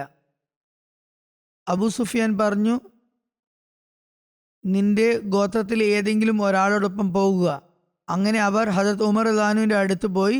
അതായത് നബി തിരുമേനി സല്ലല്ലാഹു അലൈഹി വസല്ലമയുടെ അടുത്ത് പോകണമെങ്കിൽ തൻ്റെ ഗോത്രത്തിലെ ഏതെങ്കിലും ഒരാളുടെ അടുത്ത് പോകണം. അവർ ഹദരത്ത് ഉമർ റളിയല്ലാഹുവിൻ്റെ അടുത്ത് പോയി അദ്ദേഹത്തെയും കൂട്ടി നബി തിരുമേനി സല്ലല്ലാഹു അലൈഹി വസല്ലമയുടെ സമക്ഷം ഹാജരായി. എന്നിട്ട് തൻ്റെ ഇസ്ലാം സ്വീകരണത്തിൻ്റെ സംഭവം വിവരിച്ചു. ഇസ്ലാം സ്വീകരിച്ച ശേഷം അവർ വീട്ടിലേക്ക് പോയി. തൻ്റെ വീട്ടിലുണ്ടായിരുന്ന വിഗ്രഹം തല്ലി തകർത്ത് കഷ്ണങ്ങളാക്കി. അവർ പറഞ്ഞു, നീ കാരണം ഞങ്ങൾ വഞ്ചിതരായിരിക്കുന്നു. മറ്റൊരു നിവേദനത്തിൽ ഇപ്രകാരമുണ്ട്, ഹിന്ദ് ഇസ്ലാം സ്വീകരിച്ച ശേഷം റസൂലുള്ളാഹി സ്വല്ലല്ലാഹു അലൈഹി വസല്ലമയുടെ അടുത്ത് വന്നുകൊണ്ട് പറഞ്ഞു, അള്ളാഹുവിനാണ് സർവസ്തുതിയും, അവൻ തനിക്കിഷ്ടപ്പെട്ട ഈ മതത്തെ വിജയിപ്പിച്ചിരിക്കുന്നു. യാ റസൂലല്ലാഹ് സല്ലല്ലാഹു അലൈഹി വസല്ലം, താങ്കളുടെ കാരുണ്യത്തിൻ്റെ ഒരു ഭാഗം എനിക്കും ലഭിക്കുമോ? എന്നെപ്പോലുള്ളവർക്കും ലഭിക്കുമോ? ഞാൻ അള്ളാഹുവിൽ വിശ്വസിക്കുകയും അത് സത്യപ്പെടുത്തുകയും ചെയ്യുന്ന ഒരു വളാണ്. താങ്കൾ പറഞ്ഞു, നിനക്ക് സ്വാഗതം. ഹിന്ദു പറഞ്ഞു, ഓ അള്ളാഹുവിൻ്റെ റസൂലെ, ഭൂമിയിലെ ഒരു നിവാസിയും താങ്കളെക്കാൾ കൂടുതൽ അപമാനിക്കപ്പെടരുത് എന്ന് ഞാൻ ആഗ്രഹിച്ചിരുന്നു. താങ്കൾ ഏറ്റവും നിന്ദ്യനാകണമെന്ന് ആഗ്രഹിച്ചിരുന്നു, നൗസുബില്ല. എന്നാൽ ഇപ്പോൾ ഭൂമിയിലെ എല്ലാ നിവാസികളെക്കാളും താങ്കളുടെ അന്തസ്സ് എനിക്ക് പ്രിയങ്കരമാണ്. ഹദരത്ത് ഹിന്ദ് ഇസ്ലാം സ്വീകരിച്ച ശേഷം നബി തിരുമേനി സല്ലല്ലാഹു അലൈഹി വസല്ലമയോടുള്ള തൻ്റെ സ്നേഹവും ആത്മാർത്ഥതയും ഇപ്രകാരം പ്രകടിപ്പിക്കുകയുണ്ടായി. അവർ 2 ചെറുപ്രായമുള്ള ആട്ടിൻകുട്ടികളെ ചുട്ട് ഒരു ദാസിയുടെ കയ്യിൽ നബി തങ്ങളുടെ അടുത്തേക്ക് അയച്ചു. ദാസി റസൂലുള്ളാഹി സ്വല്ലല്ലാഹു അലൈഹി വസല്ലമയുടെ അടുത്ത് ചെന്ന് പറഞ്ഞു, എൻ്റെ യജമാനത്തി ഇത് താങ്കൾക്ക് കൊടുത്തയച്ചതാണ്. ചുട്ടെടുത്ത മാംസമാണ് അയച്ചിരിക്കുന്നത്. അവർ ക്ഷമാപണം നടത്തിക്കൊണ്ട് പറയുകയാണ്, ഇപ്പോൾ ഞങ്ങളുടെ ആട്ടിൻകുട്ടികൾ കുറവാണ്, അതുകൊണ്ടാണ് 2 മാത്രം അയക്കുന്നത് എന്ന് പറഞ്ഞു. നബി തങ്ങൾ പറഞ്ഞു, അള്ളാഹു നിങ്ങളുടെ ആടുകളിലും അവയുടെ കുഞ്ഞുങ്ങളിലും അനുഗ്രഹവും ബർക്കത്തും ചൊരിയുമാറാകട്ടെ. പിൽക്കാലത്ത് ഈ ദാസി പറയുമായിരുന്നു, അള്ളാഹു ആണ് പിന്നീട് ഞാൻ മുമ്പ് ഒരിക്കലും കണ്ടില്ലാത്ത വിധം ആ ആടുകളുടെയും അവയുടെ കുട്ടികളുടെയും ആധിക്യം കാണുകയുണ്ടായി. ഹദരത്ത് ഹിന്ദു പറയുമായിരുന്നു, ഇത് റസൂലുള്ളാഹി സ്വല്ലല്ലാഹു അലൈഹി വസല്ലമയുടെ പ്രാർത്ഥനയുടെ അനന്തരഫലമാണ്. ഹദരത്ത് മുസ്ലിം റളിയല്ലാഹു അബൂ സുഫിയാന്റെ ഭാര്യ ഹിന്ദിന്റെ ബൈഅത്തിന്റെ സംഭവം ഇപ്രകാരം വിവരിക്കുന്നു. ഹദരത്ത് ഹംസയുടെ മൃതദേഹം വികൃതമാക്കിയ അതേ സ്ത്രീയാണ് ഹിന്ദ്. ഈ ക്രൂരമായ പ്രവൃത്തിക്കും മനുഷ്യത്വ വിരുദ്ധമായ പ്രവർത്തനത്തിനും അവൾക്ക് തക്കതായ ശിക്ഷ നൽകുന്നത് ഉചിതമായിരിക്കുമെന്ന് റസൂലുള്ളാഹി സ്വല്ലല്ലാഹു അലൈഹി വസല്ലമയ്ക്ക് തോന്നി. അന്ന് ഹിജാബിന്റെ പർദ്ദയുടെ കൽപ്പന ഇറങ്ങിയിരുന്നു. സ്ത്രീകൾ ബൈഅത്ത് ചെയ്യാൻ വന്നപ്പോൾ ഹിന്ദും ഒരു ശീല മാടിപ്പൊതച്ചു കൂടെ വന്നു. അവർ ബൈഅത്ത് ചെയ്തു. ഞങ്ങൾ ഷിർക്ക് ചെയ്യില്ല എന്ന വാക്യത്തിലെത്തിയപ്പോൾ, ബൈഅത്ത് വാചകത്തിലെത്തിയപ്പോൾ അവർ എടുത്തുചാട്ടക്കാരി ആയതിനാൽ ചോദിച്ചു, യാ റസൂലല്ലാഹ്, ഞങ്ങൾ ഇനിയും ഷിർക്ക് ചെയ്യുമെന്നോ? താങ്കൾ ഒറ്റക്കായിരുന്നു. ഞങ്ങൾ പൂർണ്ണ ശക്തിയോടെ താങ്കൾ എതിർത്തു. ഞങ്ങളുടെ ദൈവങ്ങൾ സത്യത്തിലായിരുന്നെങ്കിൽ താങ്കൾ എങ്ങനെ വിജയിക്കുമായിരുന്നു? അവ തീർത്തും വ്യർത്ഥമാണെന്ന് തെളിയിക്കപ്പെട്ടു. ഞങ്ങൾ പരാജയപ്പെട്ടു. റസൂൽ കരീം സല്ലല്ലാഹു അലൈഹി വസല്ലം ചോദിച്ചു, ഇത് ഹിന്ദാണോ? റസൂലുള്ളാഹി സ്വല്ലല്ലാഹു അലൈഹി വസല്ലം അവരുടെ ശബ്ദം തിരിച്ചറിഞ്ഞു. എന്തായാലും ബന്ധുക്കളായിരുന്നല്ലോ. ഹിന്ദു പറഞ്ഞു, യാ റസൂലല്ലാഹ്, ഞാനിപ്പോൾ മുസ്ലിം ആയിരിക്കുന്നു. ഇനി എന്നെ കൊല്ലാനുള്ള അധികാരം താങ്കൾക്കില്ല. റസൂലുള്ളാഹി സ്വല്ലല്ലാഹു അലൈഹി വസല്ലം ചിരിച്ചു എന്നിട്ട് പറഞ്ഞു, അതെ, ഇനി നിനക്ക് യാതൊരു ശിക്ഷയുമില്ല. ചുരുക്കത്തിൽ എല്ലാ ദൈവങ്ങളെയും തകർത്ത് ഒറ്റ ദൈവത്തെ ഉണ്ടാക്കി എന്ന് കരുതിയ ആ സമുദായത്തിൽ അത്രയും വലിയ മാറ്റമുണ്ടായി. ഹിന്ദിനെ പോലുള്ള ഒരു സ്ത്രീ ദൈവം ഒന്നല്ലെന്ന് ആരെങ്കിലും പറയുമോ എന്ന് ചോദിക്കുന്ന അവസ്ഥയെത്തി. ബൈഅത്തിന്റെ അതേ ദിവസങ്ങളിൽ മറ്റൊരു സംഭവം ഇപ്രകാരം വരുന്നു. ഒരാൾ നബി കരീം സല്ലല്ലാഹു അലൈഹി വസല്ലമയുടെ അടുത്ത് ബൈഅത്ത് ചെയ്യാൻ വന്നു. നബി തങ്ങളുടെ പ്രൗഢിയും പ്രതാപവും കാരണത്താൽ അയാൾ ഭയന്ന് വിറക്കുന്നുണ്ടായിരുന്നു. നബി തിരുമേനി സല്ലല്ലാഹു അലൈഹി വസല്ലം അദ്ദേഹത്തെ ആശ്വസിപ്പിച്ചുകൊണ്ട് പറഞ്ഞു, ഭയപ്പെടേണ്ട. എന്നിട്ട് വിനയാന്വിതനായി പറഞ്ഞു, ഞാനൊരു രാജാവല്ല, ഞാൻ മക്കയിൽ ഉണക്ക മാംസം കഴിച്ചിരുന്ന ഒരു സ്ത്രീയുടെ മകൻ മാത്രമാണ്. വധശിക്ഷ വിധിക്കപ്പെട്ട കുറ്റവാളികളെക്കുറിച്ച് ഇപ്രകാരം രേഖപ്പെട്ടിട്ടുണ്ട്. അവയുടെ വിശദാംശങ്ങൾ ഞാൻ എന്തായാലും ഇവിടെ അവതരിപ്പിക്കാം. ഇത് സംബന്ധിച്ച് ചിലർക്ക് ആശങ്കകളുമുണ്ട്. സംഭവങ്ങളും അതുതന്നെയാണ് കാണിക്കുന്നത്. കാരണം വധശിക്ഷയെക്കുറിച്ച് പറഞ്ഞിരിക്കുന്ന കാരണങ്ങൾ നബി തിരുമേനി സല്ലല്ലാഹു അലൈഹി വസല്ലമയുടെ ചര്യയ്ക്കും സ്വഭാവ മഹിമയ്ക്കും ഘടകവിരുദ്ധമാണ്. ഏതായാലും ആരായിരുന്നവർ, ചരിത്രത്തിൽ എവിടെയാണ് അത് സംഭവിച്ചത്, ചിലയിടങ്ങളിൽ ഇത് പരാമർശിക്കപ്പെട്ടത് എങ്ങനെയൊക്കെയാണ് എന്ന് ഞാൻ ആദ്യം പറയാം. പിന്നീട് അതിൻ്റെ റദ്ദും ഖണ്ഡനവും ഞാൻ നടത്തുന്നതായിരിക്കും. ഇബ്നു ഇസ്ഹാഖ് രേഖപ്പെടുത്തിയിട്ടുണ്ട്, നബി തിരുമേനി സല്ലല്ലാഹു അലൈഹി വസല്ലം കണ്ടുകിട്ടുന്നിടത്ത് വെച്ച് വധിക്കാൻ കൽപ്പിച്ച കുറ്റവാളികൾ 8 പുരുഷന്മാരും 6 സ്ത്രീകളുമായിരുന്നു. സീറത്ത് ഹലബിയിൽ രേഖപ്പെടുത്തിയിരിക്കുന്നു, ഇവർ ആകെ 11 പേരായിരുന്നു. വാഖിദി രേഖപ്പെടുത്തിയിരിക്കുന്നു, ഇവർ ആകെ 10 പേരായിരുന്നു. അതിൽ 6 പുരുഷന്മാരും 4 സ്ത്രീകളും ഉണ്ടായിരുന്നു. ബുഖാരിയുടെ വ്യാഖ്യാനമായ ഫത്ഹുൽ ബാരിയിൽ ഇത് 14 പേരുടെ പേരുകളും രേഖപ്പെടുത്തിയിട്ടുണ്ട്. അതിൽ Abdul Uzza bin Khatal, Abdullah bin Saad bin Abi Sarah, Ikrima bin Abi Jahal, Miqyas bin Khababa, Habbar bin Aswad തുടങ്ങിയവർ ഉൾപ്പെടുന്നു. ഒരു ഹദീസിൽ പ്രകാരമുണ്ട്, നബി തിരുമേനി സല്ലല്ലാഹു അലൈഹി വസല്ലം മക്ക വിജയ ദിവസം 4 പുരുഷന്മാർക്കും 2 സ്ത്രീകൾക്കും ഒഴികെ എല്ലാവർക്കും അഭയം നൽകി. നബി തങ്ങൾ പറഞ്ഞു, അവരെ കാബയുടെ തിരശ്ശീലകളിൽ തൂങ്ങിക്കിടക്കുകയാണെങ്കിൽ പോലും വധിക്കുക. ഒരു നിവേദനത്തിൽ ഇപ്രകാരമുണ്ട്, നബി തിരുമേനി സല്ലല്ലാഹു അലൈഹി വസല്ലം മക്ക വിജയ ദിവസം ഈ 4 പേരൊഴികെ എല്ലാവർക്കും അഭയം നൽകി. ഈ 4 പേർ Abdul Uzza bin Khatal, Miqyas bin Khababa, Abdullah bin Saad bin Abi Sarah, Umm Sara എന്നിവരായിരുന്നു. ഒരു സീറത്ത് എഴുത്തുകാരൻ, നബിചരിത്രകാരനെ എഴുതിയിരിക്കുന്നു, കൊല്ലാൻ അനുവദനീയമാക്കിയവരിൽ, മുബാഹായവരിൽ, അനുവദനീയമാക്കി പ്രഖ്യാപിച്ചവരിൽ മിക്കവർക്കും നബി തിരുമേനി സല്ലല്ലാഹു അലൈഹി വസല്ലം മാപ്പ് നൽകുകയുണ്ടായി. ഏതാനും പേർ മാത്രമേ കൊല്ലപ്പെട്ടിട്ടുള്ളൂ. അവരെ നബി തിരുമേനി സല്ലല്ലാഹു അലൈഹി വസല്ലം പൊതുമാപ്പ് വിളംബരപ്പെടുത്തുന്നതിന് മുമ്പ് കൊലപ്പെടുത്തിയതായിരുന്നു. ഈ വിഷയത്തിൽ ഹദ്റത്ത് മുസ്ലിം റളിയല്ലാഹു അൻഹു തൻ്റെ അഭിപ്രായം ഇപ്രകാരം രേഖപ്പെടുത്തിയിരിക്കുന്നു, കൊടും ക്രൂരമായ കൊലപാതകങ്ങളും കുഴപ്പങ്ങളും ചെയ്ത 11 പുരുഷന്മാരും 4 സ്ത്രീകളും മാത്രമാണ് തെളിയിക്കപ്പെട്ട കുറ്റവാളികളായി ഉണ്ടായിരുന്നത്. അവർ യുദ്ധ കുറ്റവാളികളായിരുന്നു. അവരെ കൊല്ലണമെന്ന് റസൂലുള്ളാഹി സ്വല്ലല്ലാഹു അലൈഹി വസല്ലം കൽപ്പിച്ചിരുന്നു. കാരണം അവർ കേവലം സത്യനിഷേധത്തിൻ്റെയോ യുദ്ധത്തിൻ്റെയോ കുറ്റവാളികളായിരുന്നില്ല, മറിച്ച് യുദ്ധ കുറ്റവാളികളായിരുന്നു. എന്നാൽ അവരിൽ മിക്കവർക്കും മുസ്ലിങ്ങളുടെ ശുപാർശ പ്രകാരം നബിതങ്ങൾ മാപ്പ് നൽകി. അങ്ങനെ അവരിൽ മിക്കവരെയും വെറുതെ വിട്ടു. ഹദ്റത്ത് മസീഹ് അലൈഹി സ്വലാം ഇപ്രകാരം വിവരിക്കുന്നു, ഹദ്റത്ത് ഖാത്തിമുൽ അംബിയ സല്ലല്ലാഹു അലൈഹി വസല്ലം മക്കക്കാരെയും മറ്റുള്ളവരെയും പൂർണ്ണമായി കീഴടക്കിയ ശേഷം അവരെ തൻ്റെ വാളിൻ്റെ കീഴിൽ കണ്ടിട്ടും അവരുടെ പാതകങ്ങൾ ക്ഷമിച്ചു കൊടുക്കുകയുണ്ടായി. ദൈവസന്നിധാനത്തിൽ നിന്ന് വ്യക്തമായ കൽപ്പന ലഭിച്ച ഏതാനും പേർക്ക് മാത്രമാണ് തിരുനബി ശിക്ഷ നൽകിയത്. അള്ളാഹു ആരെക്കുറിച്ചെല്ലാമായിരുന്നോ വ്യക്തമായി പറഞ്ഞത്, ആ ചിരകാല ശത്രുരൊഴികെ എല്ലാ ശത്രുക്കളുടെയും പാതകങ്ങൾ തിരുനബി പുറത്തു കൊടുക്കുകയുണ്ടായി. കൊല്ലപ്പെട്ടവരുടെ കാരണങ്ങളും ചരിത്രത്തിൽ വന്നിട്ടുണ്ട്. അവ ഞാൻ പറയാമെങ്കിലും തൃപ്തികരമായ കാരണങ്ങളാണെന്ന് തോന്നുന്നില്ല. ആദ്യത്തെ പേര് അബ്ദുൽ ഉസ്സ ബിൻ ഖത്തൽ എന്നാണ്. ഇയാൾ ആദ്യം ഇസ്ലാം സ്വീകരിച്ചിരുന്നു. നബി തിരുമേനി സല്ലല്ലാഹു അലൈഹി വസല്ലം അയാളുടെ പേര് അബ്ദുള്ള എന്ന് മാറ്റിയിരുന്നു. അയാൾ മദീനയിലേക്ക് ഹിജ്റത്ത് പോയി. നബിതങ്ങൾ അയാളെ സക്കാത്ത് ശേഖരിക്കാൻ അയച്ചു. അയാളോടൊപ്പം ബനു ഖുസാ ഗോത്രത്തിൽ നിന്നുള്ള ഒരാളുണ്ടായിരുന്നു. അയാൾക്ക് ഭക്ഷണം പാകം ചെയ്യുകയും സേവനം ചെയ്യുകയും ചെയ്തിരുന്നു. ഇരുവരും ഒരു സ്ഥലത്ത് തങ്ങി. അവിടെ ആളുകൾ സക്കാത്ത് നൽകാൻ വേണ്ടി ഒരുമിച്ച് കൂടുമായിരുന്നു. ഇബ്നു ഖത്തൽ ഖുസായി ഗോത്രക്കാരന് ഭക്ഷണം തയ്യാറാക്കാൻ കൽപ്പിച്ചുകൊണ്ട് ഉച്ച നേരത്ത് ഉറങ്ങിപ്പോയി.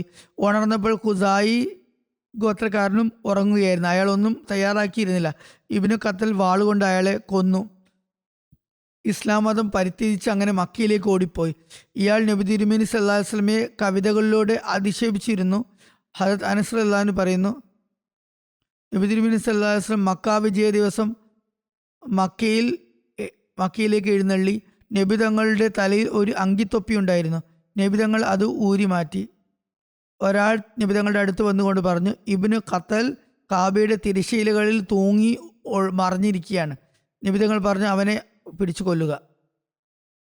രണ്ടാമത്തേത് മിക്കിയസ് ബിൻ സുബാബയാണ്. ഒരു അൻസാരി സഹാബിയെ രക്തസാക്ഷിയാക്കാൻ വേണ്ടിയായിരുന്നു ഇയാൾ ഇസ്ലാം സ്വീകരിച്ചത് തന്നെ. ഒരു യുദ്ധത്തിൽ ഒരു അൻസാരി സഹാബി ശത്രുവാണെന്ന് തെറ്റിദ്ധരിച്ച് മിക്കിയസിന്റെ സഹോദരനെ അബദ്ധത്തിൽ കൊന്നിരുന്നു. മിക്കിയസ് സഹോദരന്റെ ദിയത്ത് ബ്ലഡ് മണിയും വാങ്ങി അൻസാരി സഹാബിയെ രക്തസാക്ഷിയാക്കുകയും ചെയ്തു. പിന്നീട് ഇസ്ലാം ഉപേക്ഷിച്ച് മക്കയിലേക്ക് തിരിച്ചുപോയി. ഹദരത്ത് നുമൈല ബിൻ അബ്ദുള്ള റളിയല്ലാഹു മക്ക വിജയ ദിവസം ഇയാളെ കൊലപ്പെടുത്തുകയുണ്ടായി. ഹുവൈരിസ് ബിൻ നുഖൈൽ എന്നതാണ് അടുത്ത വ്യക്തി. നബി തിരുമേനി ഇയാളെ കൊല്ലാൻ ഉത്തരവ് പുറപ്പെടുവിച്ചിരുന്നു എന്ന് രേഖപ്പെടുത്തിയിരിക്കുന്നു. കാരണം ഇയാൾ നബി തിരുമേനി സല്ലല്ലാഹു അലൈഹി വസല്ലമയെ വളരെയധികം ഉപദ്രവിച്ചിരുന്നു. ഹദരത്ത് അലി റളിയല്ലാഹു അൻഹു ഇയാളെ കൊലപ്പെടുത്തുകയുണ്ടായി. ഒരു നബി ചരിത്രകാരൻ ഇപ്രകാരം രേഖപ്പെടുന്നു, ഹുവൈരിസ് ബിൻ നുഖൈലിന്റെ കൊലപാതകത്തിന്റെ കാരണം ഇതാണ്. ഇയാൾ നബി തിരുമേനി സല്ലല്ലാഹു അലൈഹി വസല്ലം അങ്ങേയറ്റം ഉപദ്രവിച്ചിരുന്നു. എന്നാൽ ഇയാളുടെ കൊലപാതകത്തിന്റെ കാരണം മറ്റെന്തോ ആണ്. കാരണം നബി തിരുമേനി സല്ലല്ലാഹു അലൈഹി വസല്ലം സ്വന്തം കാര്യത്തിനായി ആരോടും പ്രതികാരം ചെയ്യാറുണ്ടായിരുന്നില്ല. പിന്നെ ഹുവൈരിസ് ബിൻ തലാത്തിൽ ഖുസായി എന്ന വ്യക്തിയാണ്. ഇയാൾ നബി തിരുമേനി സല്ലല്ലാഹു അലൈഹി വസല്ലമയെ അധിക്ഷേപിച്ചിരുന്നു. ഇയാളെയും ഹദരത്ത് അലി റളിയല്ലാഹു അൻഹു തന്നെയാണ് കൊലപ്പെടുത്തിയത്. പിന്നെ ഇബ്നു ഖത്തലിന്റെ ദാസി കരീനയാണ്. ഇവളെ അർണബ് എന്നും വിളിച്ചിരുന്നു. ഇവർ തിരുനബി സല്ലല്ലാഹു അലൈഹി വസല്ലമയെ കുറിച്ച് അധിക്ഷേപ കവിതകൾ പാടുമായിരുന്നു. ഇവളെയും കൊന്നു. അതായത് കൊല്ലപ്പെട്ടവരുടെ എണ്ണം 14-15 വരെ ലഭിക്കുന്നുണ്ട്. എന്നാൽ ഗവേഷണത്തിൽ ഈ എണ്ണം ശരിയല്ലെന്ന് വ്യക്തമാകുന്നുണ്ട്. കാരണം അവരെ കൊല്ലാൻ പറഞ്ഞിരിക്കുന്ന കുറ്റങ്ങളുടെ കാര്യത്തിൽ തന്നെ ചരിത്രകാരന്മാർക്ക് തെറ്റുപറ്റിയിട്ടുണ്ടെന്ന് വ്യക്തമാകുന്നുണ്ട്. മിക്കവരുടെയും കുറ്റങ്ങളായി പറഞ്ഞിരിക്കുന്നത് അവർ മതത്തിൽ നിന്നും പുറത്തുപോയി മതപരിത്യാഗികളായി എന്നാണ്. അല്ലെങ്കിൽ നബി തിരുമേനി സല്ലല്ലാഹു അലൈഹി വസല്ലമയെ കഠിനമായി ദ്രോഹിക്കാറുണ്ടായിരുന്നു, അല്ലെങ്കിൽ തിരുനബി സല്ലല്ലാഹു അലൈഹി വസല്ലമയെ അധിക്ഷേപിക്കാറുണ്ടായിരുന്നു എന്നാണ്. ഈ കുറ്റപത്രം തന്നെ വ്യക്തമാകുന്നത് ഇത് പിൽക്കാല ചിന്താഗതികളാണെന്നാണ്. കാരണം ഖുറാനും നബി തിരുമേനി സല്ലല്ലാഹു അലൈഹി വസല്ലമയുടെ സുന്നത്തും ഇതിനെതിരായാണുള്ളത്. മതപരിത്യാഗികൾക്കും പ്രവാചക നിന്ദ ചെയ്യുന്നവർക്കും വധശിക്ഷയാണ് എന്ന ചിന്തയുണ്ടായത് പിൽക്കാലത്താണ്. നബി തിരുമേനി സല്ലല്ലാഹു അലൈഹി വസല്ലമയുടെ കാലത്ത് ഇത് സംഭവിക്കാറുണ്ടായിരുന്നില്ല. ഖുറാനിൽ നിന്ന് തെളിയിക്കപ്പെട്ടത് മതം ഉപേക്ഷിക്കുന്നതിലെ ശിക്ഷ കൊലപാതകമല്ല എന്നാണ്. ഖുറാനിൽ നിന്നും നബി കരീം സല്ലല്ലാഹു അലൈഹി വസല്ലമയുടെ ഉദാത്ത മാതൃകയിൽ നിന്നും തെളിയിക്കപ്പെട്ടിട്ടുള്ളത് നബി തിരുമേനി സല്ലല്ലാഹു അലൈഹി വസല്ലമയെ വേദനിപ്പിക്കുന്നതിനും ഉപദ്രവിക്കുന്നതിനും അധിക്ഷേപിച്ചുകൊണ്ട് കവിത ചൊല്ലുന്നതിനുമുള്ള ശിക്ഷ കൊലപാതകമല്ല എന്നാണ്. അതിനാൽ മക്ക വിജയവേളയിൽ വധശിക്ഷ വിധിക്കപ്പെട്ടവരുടെ കുറ്റം മറ്റെന്തെങ്കിലും ആയിരിക്കണം എന്നത് സ്പഷ്ടമാണ്. യുദ്ധക്കുറ്റം ഹദരത്ത് മുസ്ലിം റളിയല്ലാഹു അൻഹു എഴുതിയതുപോലെ അവർ യുദ്ധക്കുറ്റവാളികളായിരുന്നു, അല്ലെങ്കിൽ കൊലപാതകികളായിരുന്നു. എന്നാൽ അധിക്ഷേപിക്കുകയോ നിന്ദിക്കുകയോ ചെയ്തതാണ് കാരണമെന്ന് പറയുന്നത് തെറ്റാണ്.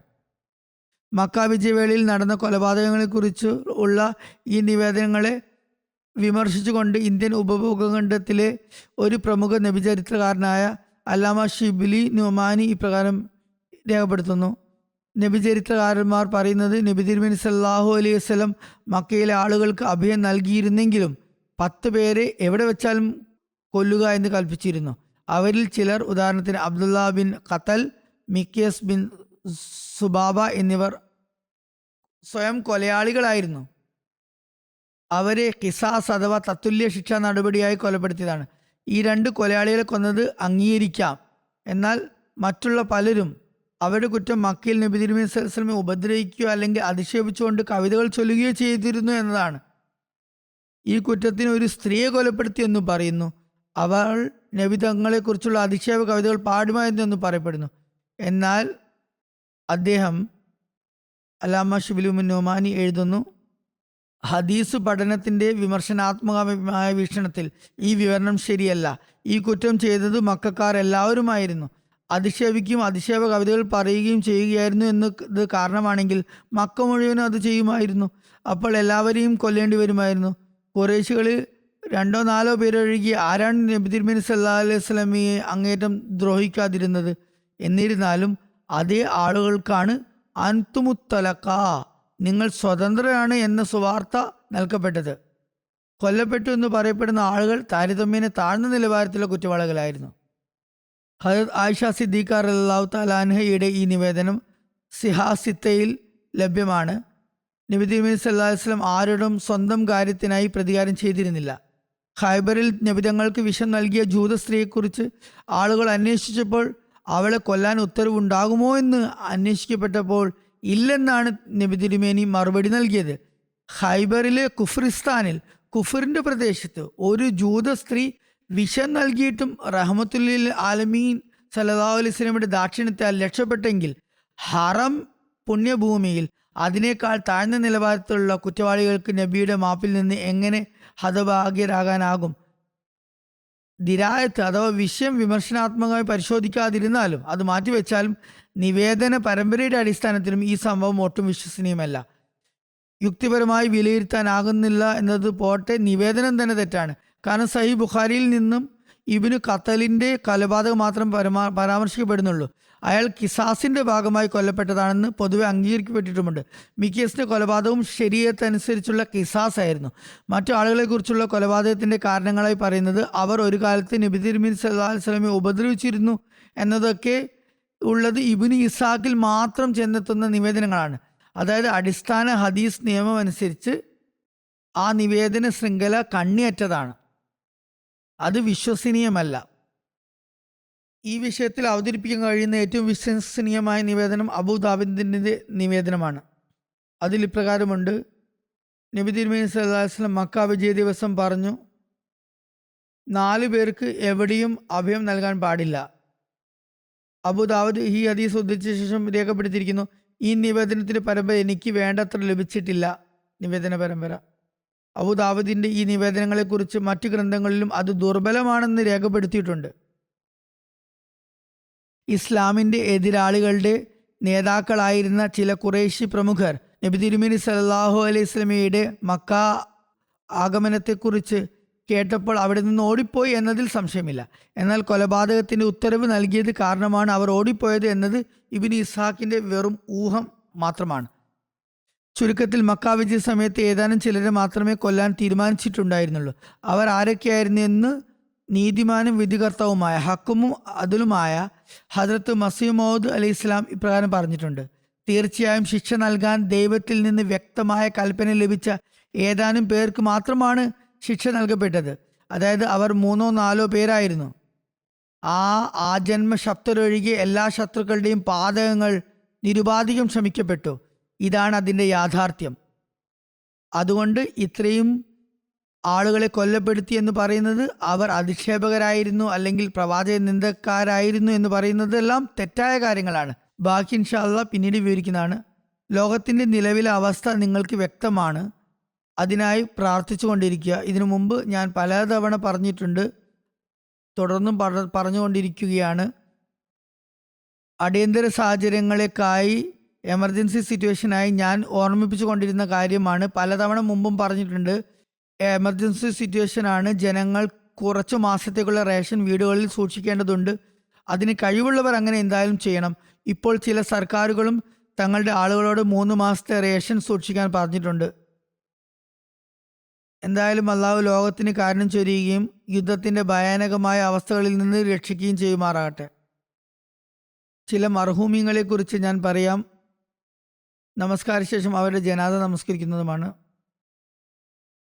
അതിൽ ആദ്യത്തേത് അമത്തുൻ നസീം നിഗത് സാഹിബയാണ്.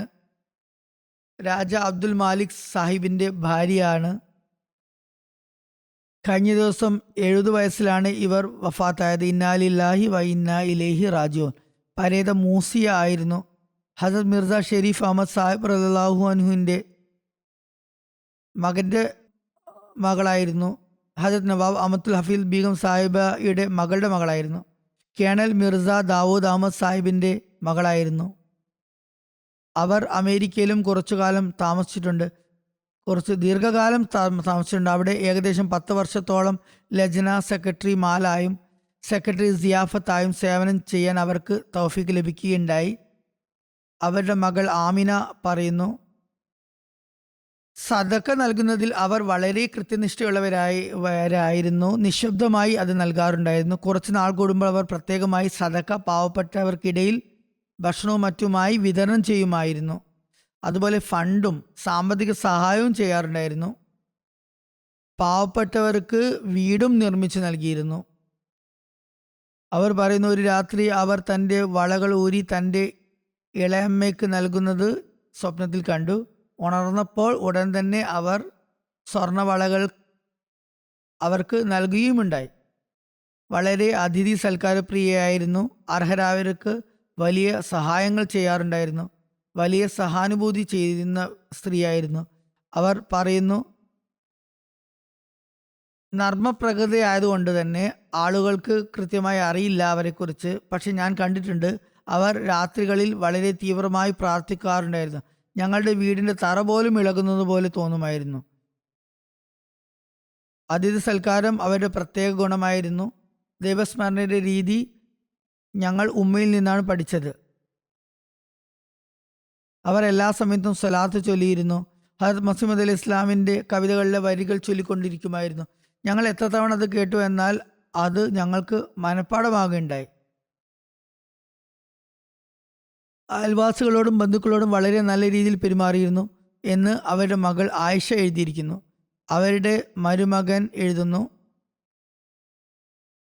പെങ്ങളുടെ മകൻ എഴുതുന്നു, നിശബ്ദമായി അവർ ഇപ്രകാരം സഹായം ചെയ്യുമായിരുന്നു. അള്ളാഹു ചിലപ്പോൾ ഏതെങ്കിലും സഹായത്തിനായി ഒരാളെക്കുറിച്ച് അവർക്ക് വിവരം നൽകാറുമുണ്ടായിരുന്നു. ഇന്ന വ്യക്തിയുടെ കുട്ടിയുടെ കല്യമാണ്, അവനെ സഹായിക്കുക എന്ന് അള്ളാഹു അറിയിച്ചാൽ ഉടൻ തന്നെ അവർ ഒരിക്കൽ 1,00,000 രൂപ അയച്ചു കൊടുക്കുകയുണ്ടായി. അള്ളാഹു അവരോട് മഗ്ഫിറത്തും കാരുണ്യം ചെയ്യുമാറാകട്ടെ. രണ്ടാമത്തെ ജനാസ ഹാജി യാക്കൂബ് അഹമ്മദ് ബിൻ അബൂബക്കർ സാഹിബിൻ്റെതാണ്. ഇദ്ദേഹം അഹമ്മദിയ സീനിയർ ഹൈസ്കൂളിലെ മുൻ ഹെഡ് മാസ്റ്ററാണ്. കൂടാതെ ഗാനയിലെ നാഷണൽ സെക്രട്ടറി തബ്ലീഗായിരുന്നു. ഒരു അപകടത്തിൽ 63-ാം വയസ്സിൽ അദ്ദേഹം കഴിഞ്ഞ ദിവസം വഫാത്തായി. ഇന്നാലില്ലാഹി വ ഇന്നാ ഇലൈഹി റാജിഊൻ. മർഹൂം മൂസി ആയിരുന്നു. ഗാനയിലെ മൻകസിം എന്ന സ്ഥലത്തേക്ക് പോകുമ്പോൾ ഒരു ട്രെയിലർ ട്രക്കുമായി അദ്ദേഹത്തിൻ്റെ വാഹനം കൂട്ടിയിടിച്ച് തലക്ക് പരിക്കേറ്റു. അതുമൂലം അദ്ദേഹം വഫാത്തായി. ഇന്നാലില്ലാഹി വ ഇന്നാ ഇലൈഹി റാജിഊൻ. ഭാര്യമാർ, 2 ഭാര്യമാർ, 4 കുട്ടികൾ, ഒരു മാതാവ്, ഒരു സഹോദരി, ഒരു സഹോദരൻ എന്നിവരടങ്ങിയതാണ് അദ്ദേഹത്തിൻ്റെ സന്തപ്ത കുടുംബം. പ്രാഥമിക വിദ്യാഭ്യാസത്തിന് ശേഷം അഹമ്മദിയ മിഷണറി ട്രെയിനിങ് കോളേജിൽ പ്രവേശനം നേടുകയുണ്ട്, സോൾട്ട് പോണ്ടിൽ. അവിടുന്ന് പഠനം പൂർത്തിയാക്കി ജമാഅത്തിൻ്റെ സേവനത്തിനായി വിവിധ സ്ഥലങ്ങളിൽ നിയോഗിക്കപ്പെടുകയും ചെയ്തു. പിന്നീട് ജമാഅത്ത് വകയായി അദ്ദേഹത്തെ ഘാന യൂണിവേഴ്സിറ്റിയിൽ ചേർക്കുകയും അവിടെ ബിസിനസ് അഡ്മിനിസ്ട്രേഷനിൽ ബിരുദം നേടുകയും ചെയ്യുകയുണ്ടായി. ബിരുദധാരിയായതിനു ശേഷം അദ്ദേഹത്തിന് സർക്കാർ സർവീസിൽ ജോലി വാഗ്ദാനം ലഭിച്ചെങ്കിലും അദ്ദേഹം അത് നിരസിക്കുകയുണ്ടായി. കാരണം അദ്ദേഹം ഒരു വാഖിഫി ജിന്ദഗി, ദൈവമാർഗത്തിൽ ജീവിതം സമർപ്പിച്ച വ്യക്തിയായിരുന്നു. കൂടാതെ എല്ലായ്പ്പോഴും അദ്ദേഹം വഖഫിൻ്റെ ആത്മാവോടെയാണ് പ്രവർത്തിച്ചിരുന്നത്. സർക്കാർ സഹായം ലഭിച്ചിരുന്നു. ഗവൺമെൻറ് എയ്ഡഡ് ജമാഅത്ത് സ്കൂളായിരുന്നു അത്. പിന്നീട് പഠനം പൂർത്തിയാക്കി അവിടെ ഹെഡ് മാസ്റ്ററായി മാറി. സലാഗിയിലും കുമാസിയിലും അഹമ്മദിയ സ്കൂളിൽ അദ്ദേഹം ഹെഡ് മാസ്റ്ററായി പ്രവർത്തിച്ചിരുന്നു. അവിടുത്തെ ജനങ്ങളും ഭരണകൂടവും സർക്കാർ ഉദ്യോഗസ്ഥരും വിദ്യാർത്ഥികളും എപ്പോഴും അദ്ദേഹത്തെ ഓർമ്മിക്കുന്നു. ഞാൻ പറഞ്ഞതുപോലെ അദ്ദേഹം നാഷണൽ സെക്രട്ടറി തബ്ലീഗായിരുന്നു. അൻസാറുള്ളയിൽ കായി തർബിയത്തായി സേവനം ചെയ്യാൻ തൗഫീക്ക് ലഭിച്ചിരുന്നു. അദ്ദേഹം ഒരു പണ്ഡിതനായിരുന്നു. വിദ്യാഭ്യാസ വകുപ്പിലെ ചില പ്രധാന കമ്മിറ്റികളിൽ അംഗമാകാൻ അദ്ദേഹത്തിന് സൗഭാഗ്യം ലഭിച്ചു. ഛാസിൻ്റെ പ്രസിഡൻ്റായിരുന്നു, അതായത് conference of heads of assisted secondary schools ഗാനയുടെ. അതുപോലെ തന്നെ കൗൺസിൽ മെമ്പർ ആയിരുന്നു നെസ്റ്റിൻ്റെ. Kwame Nkrumah University of Science and ടെക്നോളജിയുടെ കൗൺസിൽ അംഗവും DTEC ഗാന ടെറിട്ടറി എഡ്യൂക്കേഷൻ കമ്മീഷൻ്റെ ബോർഡ് അംഗവും WAEC വെസ്റ്റ് ആഫ്രിക്കൻ എക്സാമിനേഷൻസ് കൗൺസിലിൻ്റെ ബോർഡ് അംഗവും ACP ആഫ്രിക്കൻ കോൺഫെഡറേഷൻ ഓഫ് പ്രിൻസിപ്പൽസിൻ്റെ ജനറൽ സെക്രട്ടറിയുമായിരുന്നു. അദ്ദേഹത്തിൻ്റെ നിര്യാണത്തിൽ സൗത്ത് ആഫ്രിക്കയിലെ ഇന്നത്തെ പ്രിൻസിപ്പൽ അസോസിയേഷൻ അതിയായി ദുഃഖം രേഖപ്പെടുത്തിയും അദ്ദേഹം വലിയ തത്വബോധമുള്ള വ്യക്തിയായിരുന്നു എന്നും ആദർശധീരനായിരുന്നു എന്നും അദ്ദേഹത്തിൻ്റെ നേതൃത്വം വളരെ ഉന്നതമായിരുന്നുവെന്നും എഴുതുകയുണ്ടായി. അദ്ദേഹം എപ്പോഴും പറയുമായിരുന്നു, എൻ്റെ വിജയങ്ങളുടെ കേന്ദ്രബിന്ദു ദീനുമായുള്ള എൻ്റെ ബന്ധവും അഹമ്മദിയ ഖിലാഫത്തുമായുള്ള എൻ്റെ ബന്ധവുമാണ്. ഒരു സ്നേഹനിധിയായ ഭർത്താവും പിതാവും കുടുംബത്തിന് വിശ്വാസത്തിൻ്റെയും അച്ചടക്കത്തിൻ്റെയും വാത്സല്യത്തിൻ്റെയും പ്രതീകമായിരുന്നു. റമദാനിൽ പലതവണ ഖുർആൻ പൂർണ്ണമായി ഓതി തീർക്കുമായിരുന്നു. വീട്ടുകാരെ എപ്പോഴും ആരാധനയിലേക്ക് ശ്രദ്ധ തിരിക്കാറുണ്ടായിരുന്നു. അദ്ദേഹത്തിൻ്റെ സ്വഭാവത്തിൽ നേതൃത്വ ഗുണം ഉണ്ടായിരുന്നു. ഉന്നതമായ നേതൃത്വപരമായ കഴിവായിരുന്നു ഉണ്ടായിരുന്നത് എങ്കിലും അദ്ദേഹത്തിന് വിനയം കൂടി ഉണ്ടായിരുന്നു. വളരെയധികം സത്യസന്ധതയോടെയായിരുന്നു സേവനം ചെയ്തിരുന്നത്. അദ്ദേഹത്തിൻ്റെ മൂത്ത സഹോദരൻ അഹമ്മദിയത്ത് സ്വീകരിച്ചിരുന്നു. അതിനുശേഷമാണ് അവരുടെ കുടുംബത്തിൽ അഹമ്മദിയത്ത് വന്നത്. അദ്ദേഹത്തിൻ്റെ സഹോദരൻ അബൂബക്കർ സയ്യിദ് എഴുതുന്നു, പിന്നീട് അദ്ദേഹത്തിൻ്റെ പിതാവ് അദ്ദേഹത്തെ സോൾട്ട് പോണ്ടിലെ മിഷണറി ട്രെയിനിങ് കോളേജിലേക്ക് അയച്ചു. അവിടെ നിന്ന് അദ്ദേഹം വിദ്യാഭ്യാസം നേടി. പിന്നീട് ലോക്കൽ മിഷണറിയായി. തുടർന്ന് പടിപടിയായി പുരോഗമിച്ച് അദ്ദേഹം തൻ്റെ മേഖലയിൽ ജമാഅത്തിൻ്റെയും ഗവൺമെൻറ്റിൻ്റെയും കാര്യങ്ങളിൽ നല്ലൊരു പദവി നേടുകയുണ്ടായി. ഘാനയിൽ താമസിക്കുമ്പോൾ അദ്ദേഹവുമായി എനിക്ക് വളരെ അടുത്ത ബന്ധമായിരുന്നു. വലിയ സൗഹൃദ ബന്ധമായിരുന്നു.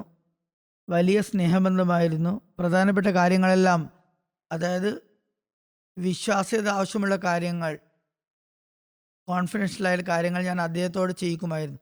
വളരെ വിശ്വസ്തനായ വ്യക്തിയായിരുന്നു. ഖിലാഫത്തിന് ശേഷം അദ്ദേഹത്തിന് എന്നോടുണ്ടായിരുന്ന ബന്ധം ഉന്നതമായ ആത്മാർത്ഥതയുടെ മാനദണ്ഡങ്ങൾ പാലിക്കുന്നതായിരുന്നു. ജമാഅത്തിനോടും ഖിലാഫത്തിനോടും വലിയ പ്രതിബദ്ധതയുള്ള വ്യക്തിത്വമായിരുന്നു അദ്ദേഹത്തിൻ്റെത്.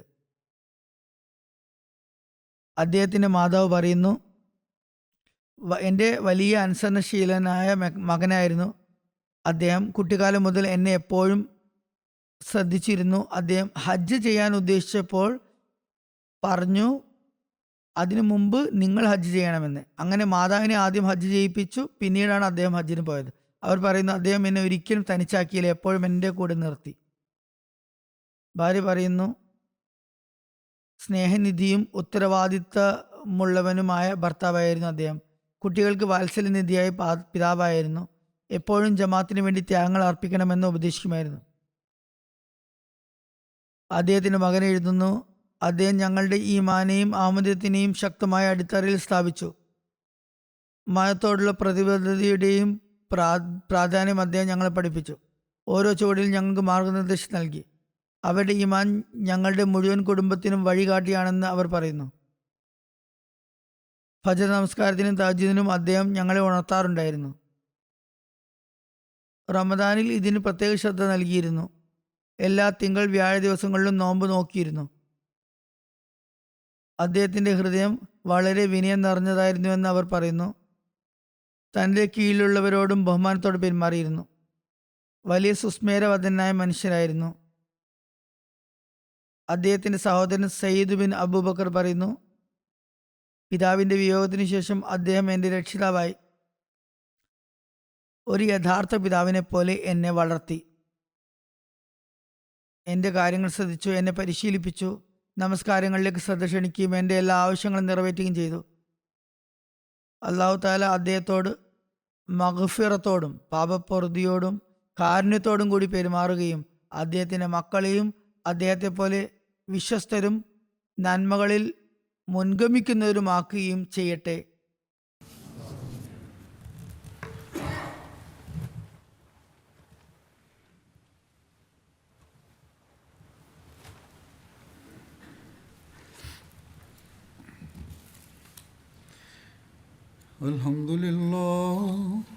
الحمد لله نحمده ونستعينه ونستغفره ونؤمن به ونتوكل عليه ونعوذ بالله من شرور أنفسنا ومن سيئات أعمالنا من يهده الله فلا مضل له ومن يضلل فلا هادي له ونشهد أن لا إله إلا الله ونشهد أن محمدا عبده ورسوله عباد الله رحمكم الله إن الله يأمر بالعدل والإحسان وإيتاء ذي القربى وينهى عن الفحشاء والمنكر والبغي يعظكم لعلكم تذكرون اذكروا الله يذكركم وادعوه يستجب لكم ولذكر الله أكبر